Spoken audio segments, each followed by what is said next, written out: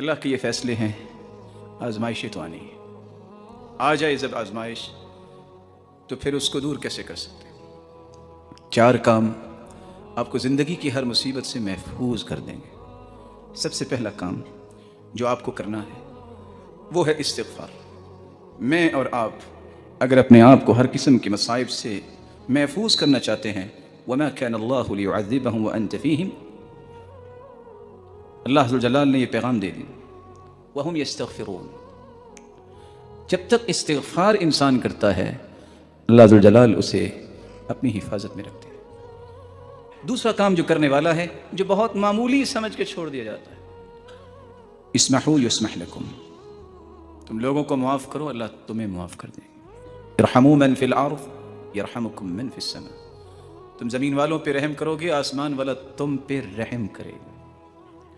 تیسرا کام جو آپ کو ہر قسم کی مصیبت سے یوں محفوظ کر لے گا کہ آپ قلعے میں بند ہو گے، الصدقہ تطفئ غضب الرب وتدفع میتۃ السوء، صدقہ اللہ کے غصے کو بھی ٹھنڈا کرتا ہے اور بری موت سے بھی بچاتا ہے۔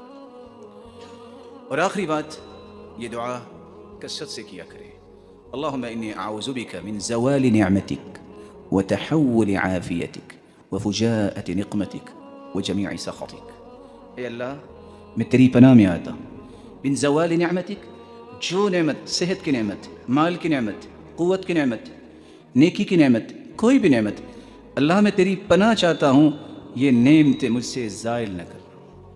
وتحول عافیتک، آج صحت ہے، نماز پڑھتا ہوں، نیکی کرتا ہوں، خیر خواہی کرتا ہوں، والدین کی اگر میں خدمت کرتا ہوں، کسی کے کام آتا ہوں، میرے مالک یہ عافیت کی نعمت جو ہے یہ مجھ سے نہ چھیننا، ایسی بیماری نہ ہو کہ میں نماز بھی نہ پڑھ سکوں۔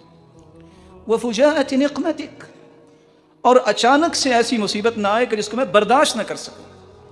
وجمیع سخطک، اللہ تیرے ہر قسم کے غصے سے میں تیری ہی پناہ چاہتا ہوں، میں بہت کمزور ہوں۔ رسول اللہ صلی اللہ علیہ وسلم نے فرمایا تھا، اللہم انی عبدک وابن عبدک وابن امتک ناصیتی بیدک ماض فی حکمک عدل فی قضاؤک اسألک بکل اسم هو لک سمیت به نفسک أو أنزلته في كتابك أو علمته أحدا من خلقك أو استأثرت به في علم الغيب عندك أن تجعل القرآن العظيم ربيع قلبي ونور صدري وجلاء حزني وذهاب همي وغمي۔ جب یہ انسان پڑھ لے تو اللہ اس کے غموں کو دور کر دیتے ہیں۔